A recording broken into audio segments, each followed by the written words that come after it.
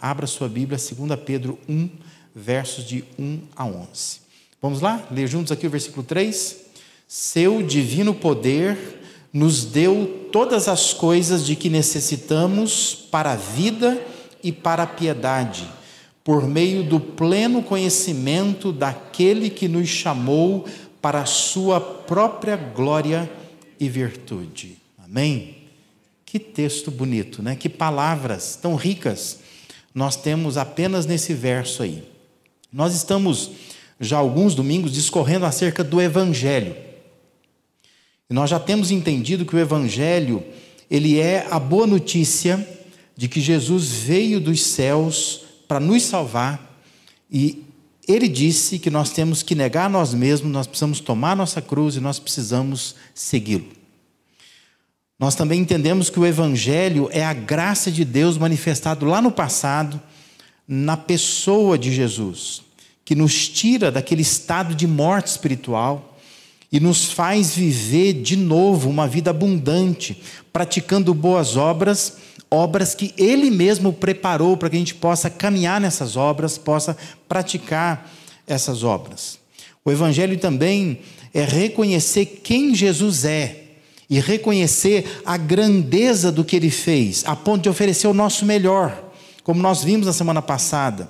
Ainda que seja um perfume raro, caro, como aquela mulher, né, a Maria, irmã de Lázaro, ofereceu, se lançando ao chão, se humilhando em devoção sincera a Ele.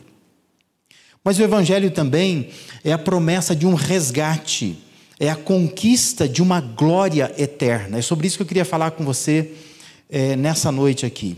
Pedro, na sua segunda carta, em certa medida, ele força o nosso olhar para frente, lá na frente, para o futuro, para adiante.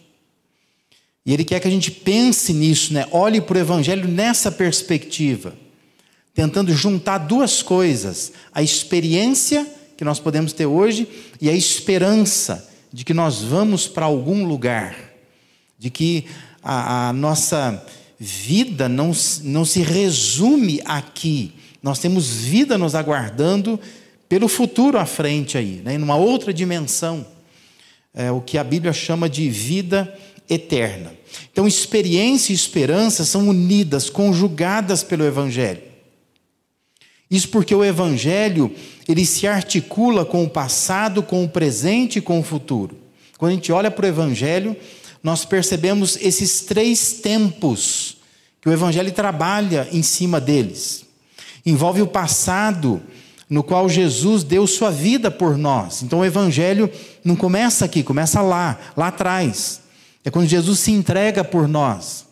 Então o Evangelho envolve o passado.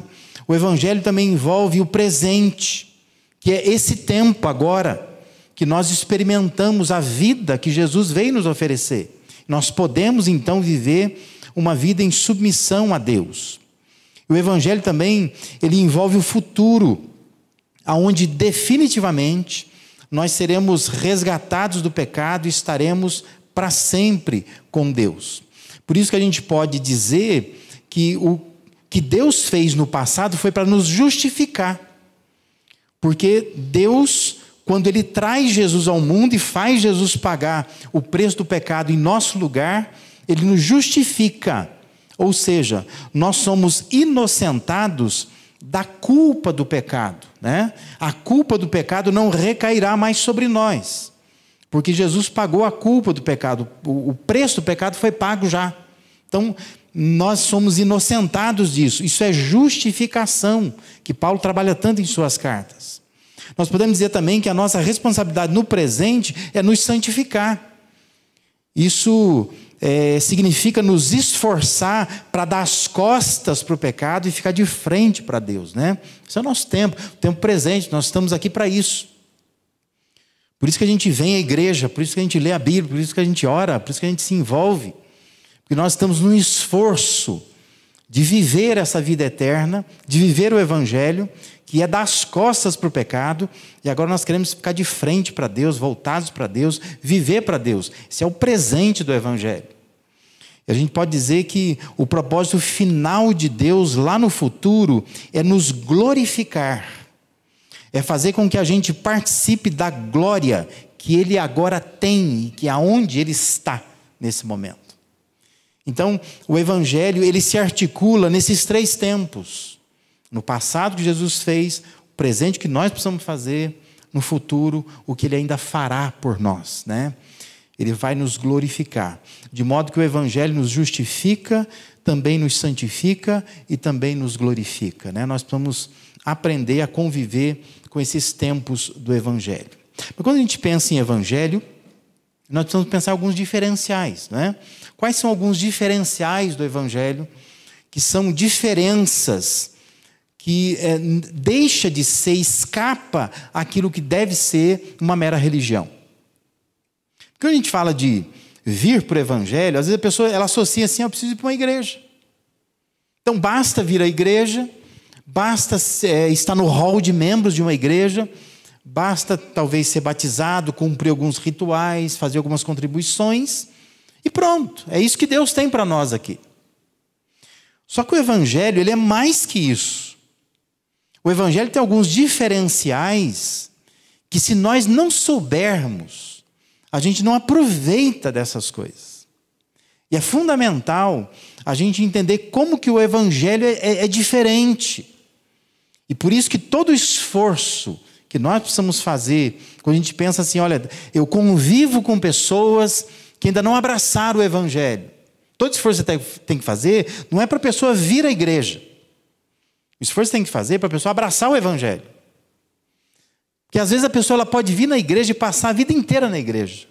Nunca entendeu o Evangelho. Quase salvo, totalmente perdido, né? Porque conviver com o povo de Deus, estar no meio do povo de Deus, você participar das coisas do povo de Deus, não significa ser do povo de Deus.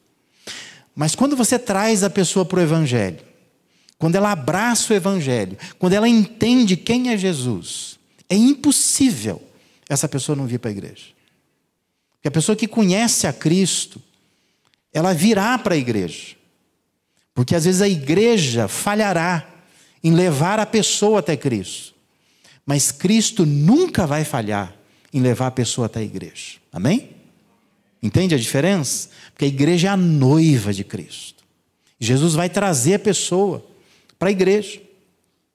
Por isso, o esforço primeiro, primordial, mais intenso, tem que ser apresentar às pessoas o Evangelho. Levar as pessoas aos pés da cruz de Jesus. E não necessariamente trazer a pessoa para a igreja. Traz a pessoa para a igreja. Convide também é importante. Mas você tem que entender que isso não é primordial. Porque às vezes você trazer a pessoa aqui, ela pode simplesmente ficar aqui, gostar daqui, curtir aqui. E viver aqui. E quando morrer, ir para o inferno do mesmo jeito. Não muda nada. Nosso esforço primordial é levar as pessoas a Cristo. E Cristo, com certeza, trará as pessoas para a igreja. Mas quais são alguns diferenciais do Evangelho? No que o Evangelho é diferente? E eu e você precisamos meditar nisso nessa noite. Primeiro, Pedro aponta isso para nós, né?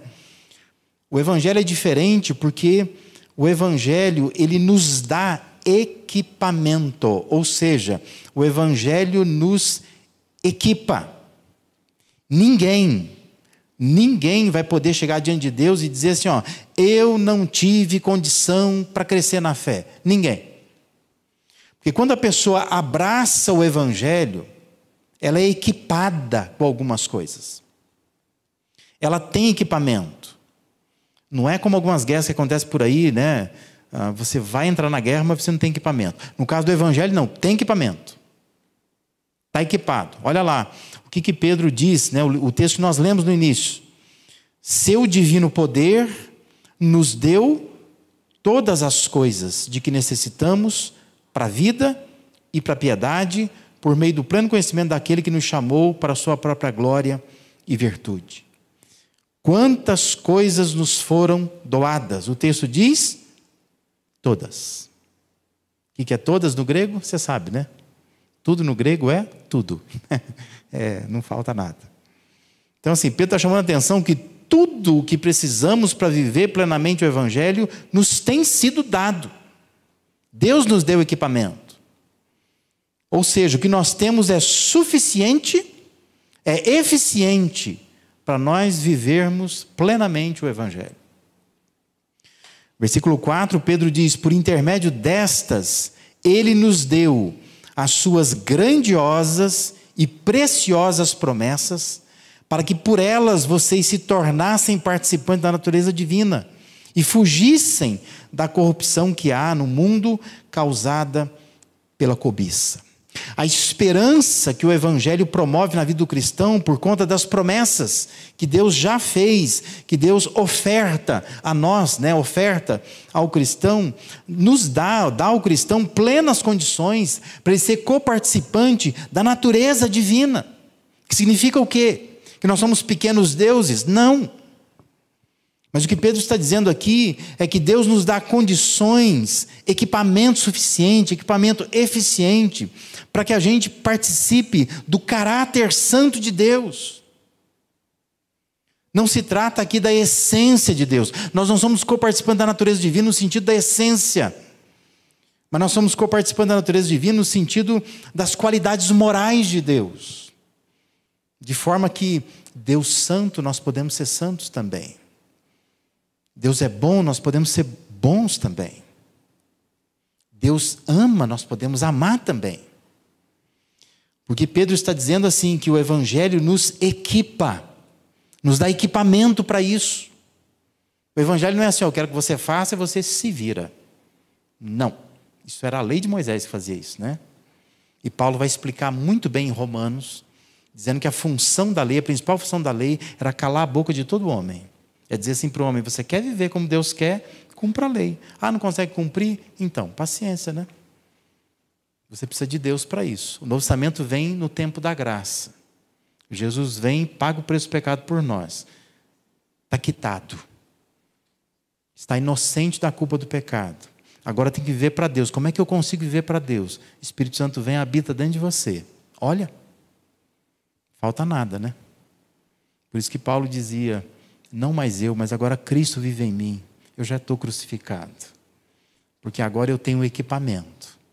Agora eu consigo atender à vontade de Deus, porque Deus plantou dentro de mim algo que é dele. O Espírito Santo está dentro de mim. E ele me capacita para viver plenamente o Evangelho.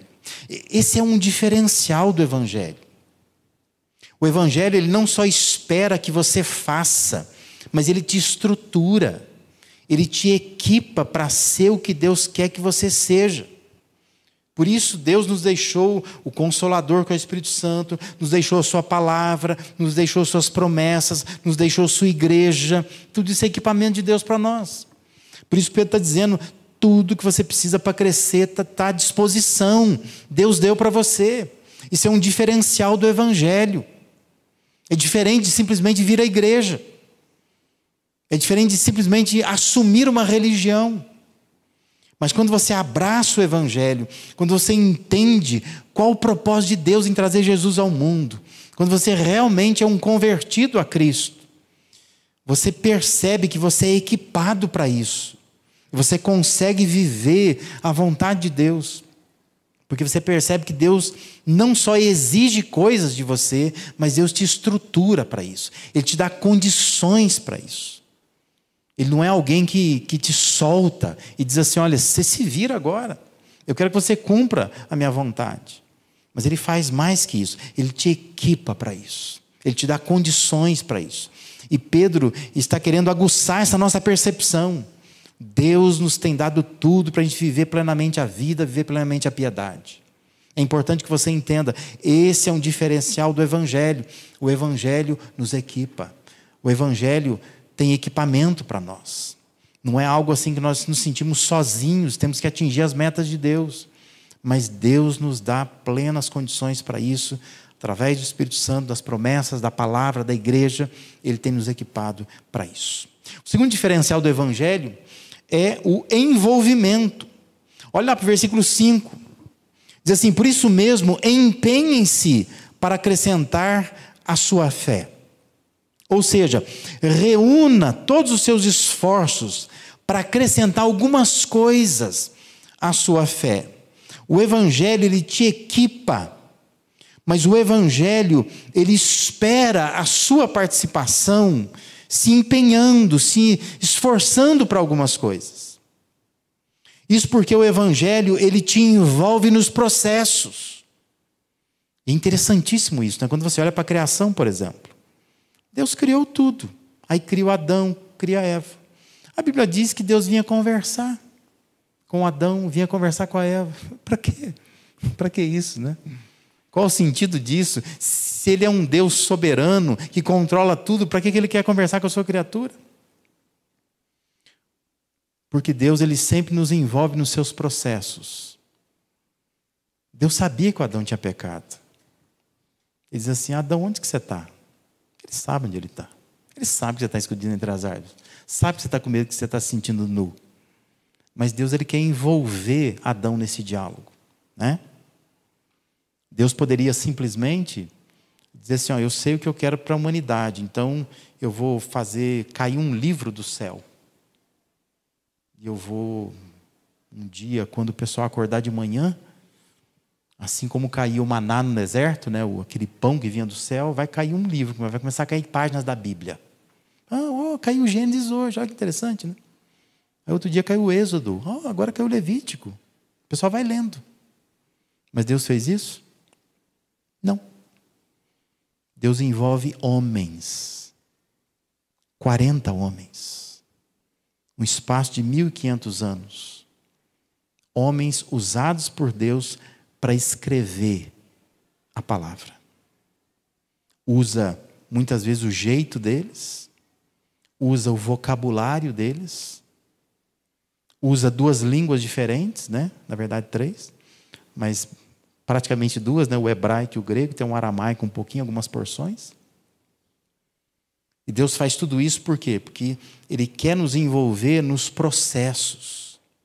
Historicamente, Deus sempre fez assim. Deus não nos despreza. Deus não nos descarta. Deus, ele considera que nós podemos participar de algumas coisas em comunhão com Ele. Por isso que Pedro está dizendo: associai, a depender da versão que você tem na mão aí.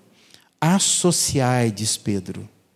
Acrescente, colabore, faça a sua parte. Se você tem aquela versão do Almeida, Revista Corrigida, diz assim: pondo nisso mesmo toda a diligência.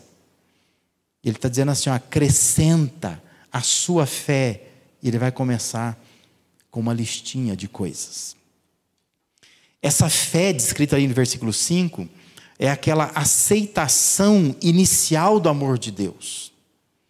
Que se a pessoa está no Evangelho, se ela está olhando para um texto como esse, é porque ela deve ter estado na fé já, né? Mas a fé é um degrau. E muitos param nesse degrau. Estou na fé. E pronto, né? Olha para trás, o inferno estava ali, né? Sinto o calor dele aqui ainda. Mas não estou lá. Tem gente que se contenta com isso. Estou na fé. Acabou. É um degrau que para ali. Mas veja o que Pedro estava dizendo. Pedro está dizendo assim: é preciso que você coloque várias camadas. Como se estivesse montando um lanche espiritual, sabe? Sabe aquele lanche que você começa com um pão? Então você corta o pão, abre o pão. Mas Pedro está dizendo assim: você precisa colocar mais coisa além do pão. Porque só o pão, só a fé, vai ficar um pouco sem graça. Então ele está dizendo assim: você precisa acrescentar, como se fosse um lanche, né? Põe maionese, põe alface, põe um hambúrguer. Está dando fome, né?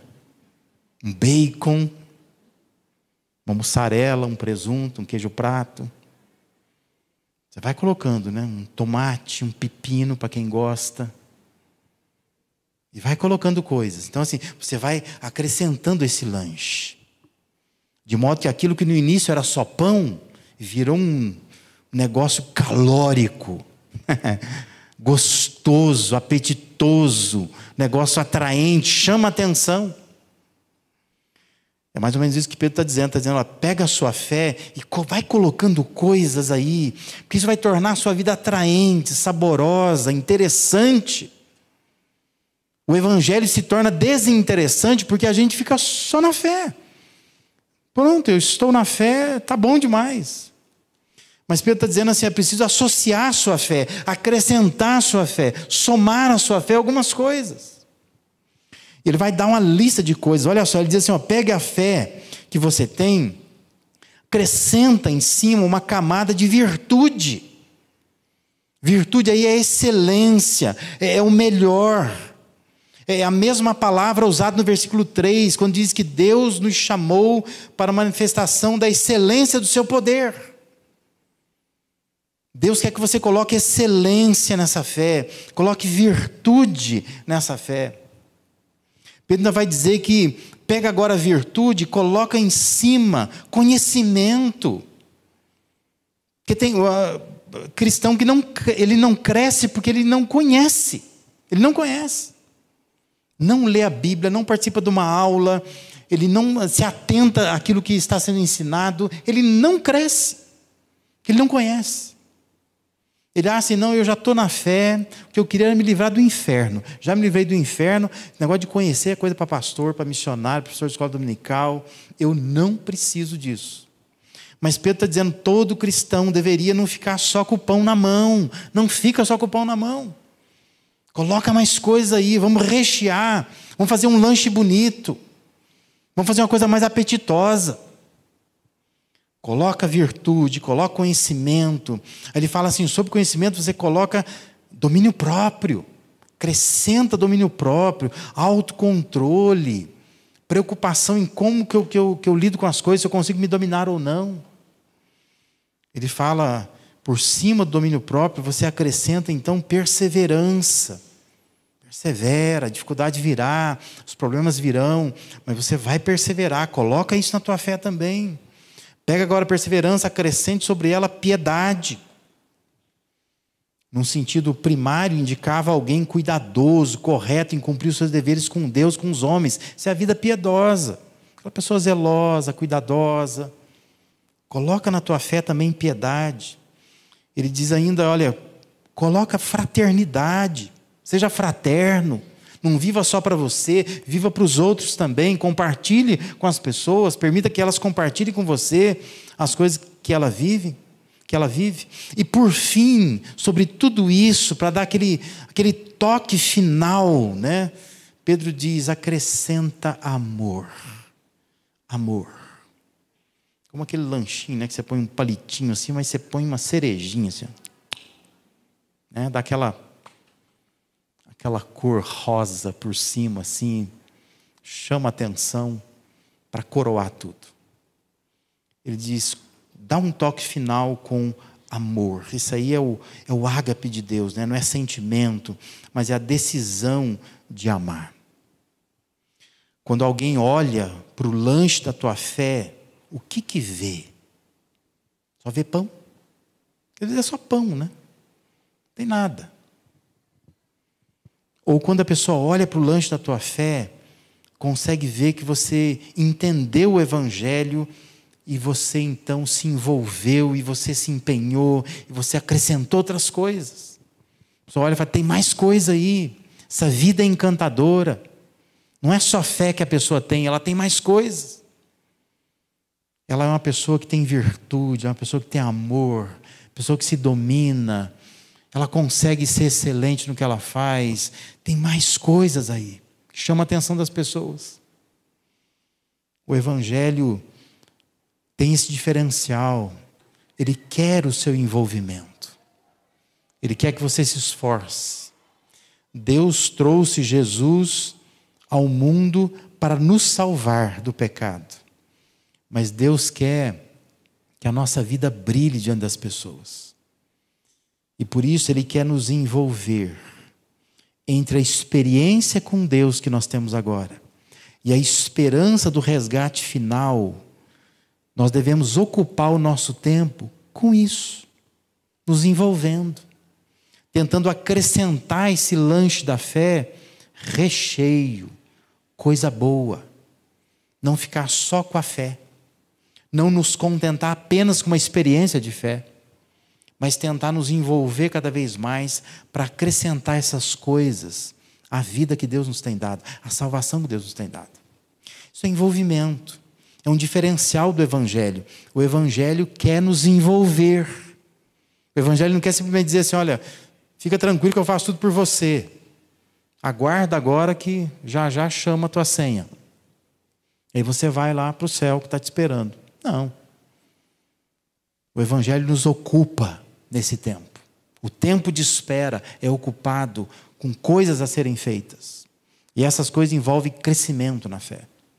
E eu e você precisamos entender isso. Nós precisamos pegar o lanche da nossa fé e vamos tentar rechear isso. Acrescentar coisa boa. Até que Ele volte, até que Ele nos busque, até que a gente vá. Nós precisamos acrescentar essas coisas à nossa fé. E o último diferencial do Evangelho que Pedro nos apresenta aí é o estímulo. É interessante como que Deus ele é preocupado em nos incentivar, nos estimular. Olha lá o versículo 8, diz assim, porque se essas qualidades, se esses elementos todos, você adicionar à sua fé, se essas qualidades existirem e estiverem crescendo em suas vidas, elas impedirão que vocês, no pleno conhecimento do nosso Senhor Jesus Cristo, sejam inoperantes e improdutivos. Pelas palavras de Pedro, é possível alguém estar no Evangelho, mas ser uma pessoa inoperante, improdutiva.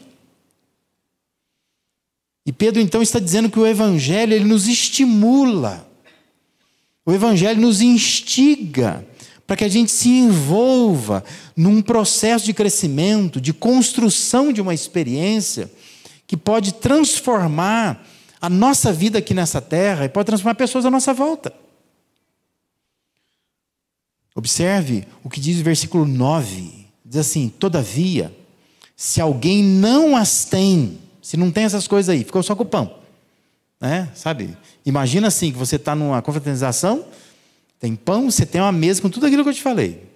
Tem alface, tem picles, tem hambúrguer, tem salsicha para quem gosta de salsicha, tem molho especial, né? Tem um monte de coisa para você colocar bacon, você tem presunto, você tem, como é que chama o negócio do peru lá? Alguma coisa de peru. Peito de peru. Negócio defumado, né? Gostoso. Tem vários tipos de queijo. Aí a pessoa vai lá, pega, faz aquele lanchão bonito. A outra vai lá e fica com o pão na mão, só beliscando o pão. Tem crente que é assim. Só fica com o pão na mão. A mesa está farta. Cara, faz um negócio bonito aí. Beliscando o pão lá. Pão da ceia, né? Fica lá, maná do céu. Mas não cresce. E não adiciona mais nada. Olha o que o Pedro está dizendo. Todavia, se alguém não as tem, quer dizer, não pega nada, fica só com o pão na mão. Ele está dizendo o quê? Está cego. Só vê o que está perto, esquecendo-se da purificação dos seus antigos pecados. O Evangelho, quando perfeitamente entendido, intensamente abraçado, não nos estaciona. Mas o Evangelho ele nos estimula a ter uma visão mais ampla do todo. Você consegue olhar de onde você saiu. Você não se esquece da purificação dos seus antigos pecados. Você vai se empenhar hoje para que a sua fé esteja em movimento crescente, porque lá adiante fará diferença. E é muito interessante. Veja até onde a visão deve ir, segundo os 2 versículos finais desse trecho aí de 2 Pedro. Olha lá, versículo 10 e 11 diz assim, portanto, irmãos, empenhem-se ainda mais para consolidar o chamado e a eleição de vocês, pois se agirem dessa forma, jamais tropeçarão, e assim vocês estarão ricamente providos quando entrarem no reino eterno de nosso Senhor e Salvador Jesus Cristo. Entenda uma coisa, a salvação é de graça, a salvação é pela graça. Mas a Bíblia nunca deixa de nos estimular a fazer coisas aqui nessa terra. O apóstolo João diz em sua carta que ele não queria se afastar envergonhado de Deus quando Jesus viesse. Significa que, dependendo da maneira como a gente vive aqui, a gente se afasta envergonhado. Paulo estimula os coríntios a buscarem obras cada vez mais excelentes. Porque Paulo diz que nós seremos recompensados por isso. E de alguma maneira nós seremos coroados, que é a linguagem que o Apocalipse vai utilizar. E Pedro aqui está dizendo que quando a gente faz algumas coisas, quando a gente se esforça para que o lanche da nossa fé tenha recheio, não fique só no pão, mas seja uma coisa atraente, bonita, apetitosa. Pedro está dizendo assim, vocês estarão ricamente providos quando entrarem no reino eterno do nosso Senhor e Salvador Jesus Cristo. Essa expressão é uma expressão que comunicava, agora estamos na época de guerra, né? Fica fácil de entender isso, né? Mas na época das guerras, quando os soldados iam guerrear, e eles voltavam para a cidade de origem, para suas famílias, mas eles entravam na cidade, não, sabe assim, cabisbaixos, né? Todo machucado, pingando sangue. Não. Essa expressão significa que o soldado chegava com os espólios de guerra, fazendo festa. Entravam na cidade com as mãos cheias de coisas, trazendo para suas famílias. Guerreamos, vencemos e voltamos com as mãos cheias. Muita coisa boa estamos trazendo dessa guerra. É esse sentido que Pedro quer dar aqui. Ele está dizendo assim, se vocês se empenharem, se vocês entenderem o que é o Evangelho, entender o equipamento que vocês têm, entender o envolvimento que Deus quer fazer, vocês serão estimulados a não ficar vivendo de uma forma, de qualquer maneira aqui nessa terra, mas olhando lá para frente, na esperança do amanhã. Vocês vão querer, como soldados, entrar no céu, não de mãos vazias, mas com as mãos cheias. Tenho muita coisa que eu posso levar, que eu posso entregar aos pés do meu Deus, dizer, olha Deus, eu fiz tudo isso, está aqui o meu esforço, está aqui as almas que eu ganhei, está aqui os pecados que eu deixei, está aqui as dificuldades que eu atravessei, mas eu me empenhei, e eu tenho espólios de guerra para entregar para o meu Senhor. Eu e você precisamos ter a capacidade de olhar para além de nossas ações. O que você está fazendo agora tem um sentido no amanhã. É um preparo para o amanhã. O Evangelho nos estimula a fazer de nossa experiência um tempo de preparo para uma entrada triunfal no reino de Jesus Cristo. É importante que nós entendamos isso. Todo o percurso vai valer a pena quando nós temos em mente a chegada. A chegada. Então tudo que a gente faz agora, tudo que a gente passa agora, só vale a pena quando eu estou aqui, na minha cabeça, estou pensando na chegada. Como é que eu serei recebido lá? Como que eu vou chegar lá? Como um soldado, cheio de coisas nas mãos, todo mundo aplaudindo, venci a guerra. E eu estou entrando triunfalmente no reino do meu Deus. Por isso, meu irmão, minha irmã, capricha no lanche da tua fé, mas capricha. Não fica olhando para a mesa cheia e fica com o pão na mão.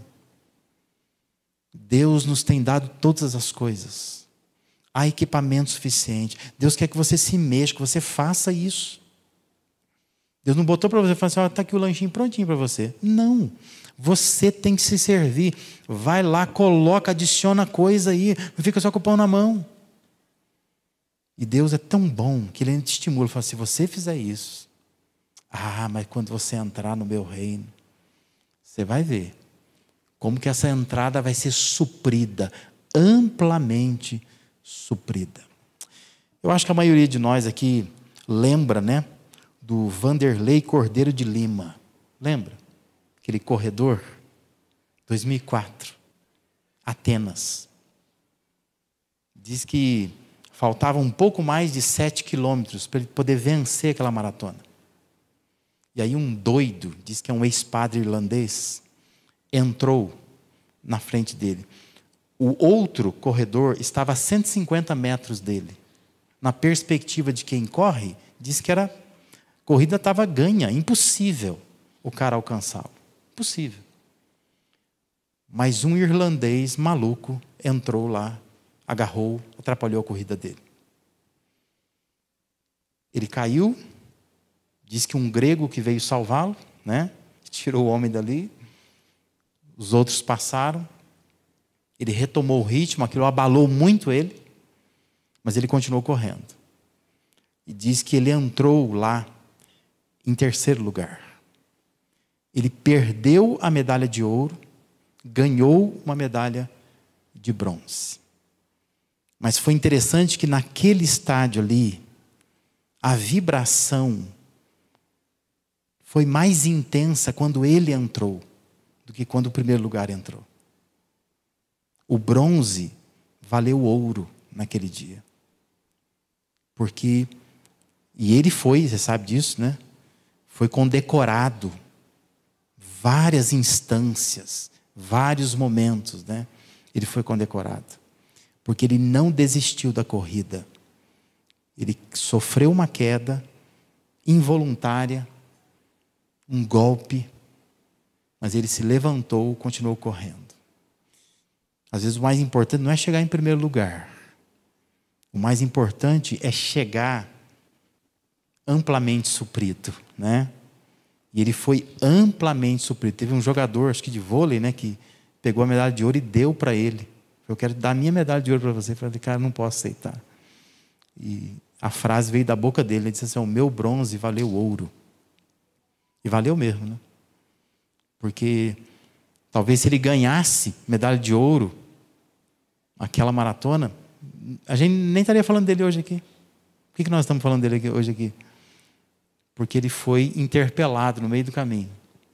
Mas ele se levantou. E ele perseverou. É isso que Deus quer que a gente faça. Esse é o entendimento do Evangelho. O Evangelho, Paulo compara, né, a uma corrida. Nós estamos correndo. E o importante é pensar assim, que Deus nos tem dado todo o equipamento para essa corrida. Deus quer o nosso empenho, nos envolve nessa corrida. E Deus está nos estimulando, dizendo, ó, continua correndo, vai. Talvez você não vai chegar em primeiro lugar, mas isso não é importante. Importante é perseverar até o fim, é chegar lá. E se você se empenhar, Pedro está dizendo, a sua entrada vai ser amplamente suprida. Você vai entrar debaixo de grande alegria, vibração, porque você venceu. Você conseguiu chegar no final ali, no reino do nosso Senhor e Salvador Jesus Cristo.